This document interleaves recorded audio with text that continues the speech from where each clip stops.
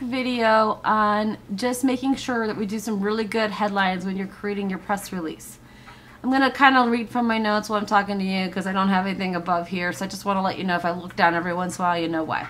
Anyway, we want to make sure that we do, when you're writing your headlines, you want to make sure that your headline is brief, clear, and to the point. You want to make sure that it's ultra compact, and you want to make sure that its ability is to attract readers. You want to make sure you describe the latest achievements or what you're trying to, of this organization or the business that you're trying to promote, the services, a new product of the new services, like say let's do the new iPod 3, iPad 3. You want to make sure that you like present that as being like what we're going to be able to do with this iPad 3.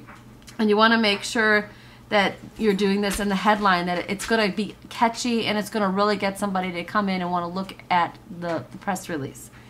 The headlines are written in bold and are typically larger than the press release itself. So you want to make sure that the headlines look bigger. It's kind of like when you're doing your H1 tags, or if you've ever looked in the paper how that it looks different than any of the other print or writing on the press release itself. You want to make sure that the press release does not have an A or the in it.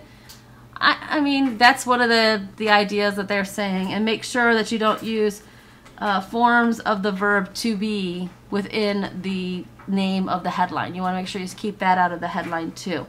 And you make sure that the first letter of the first word in the press release is capitalized. And you don't want to make sure that you want to make sure you're only capitalizing proper nouns and not most of the words in the headline. You want to just make sure you do the proper nouns only. And you want to make sure that you extract the most important keywords from your press release.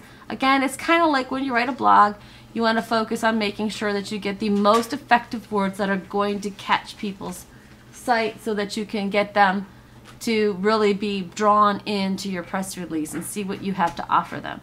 So that is just some ideas on how to create the perfect headline for your press release. So if you have any questions, please let me know and visit my site at workwithwendylol.com.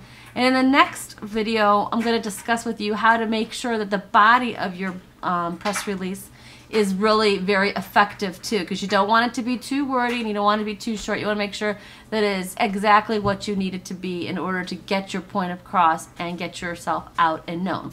All right, thank you very much, and I look forward to talking to you soon. Take care. Bye.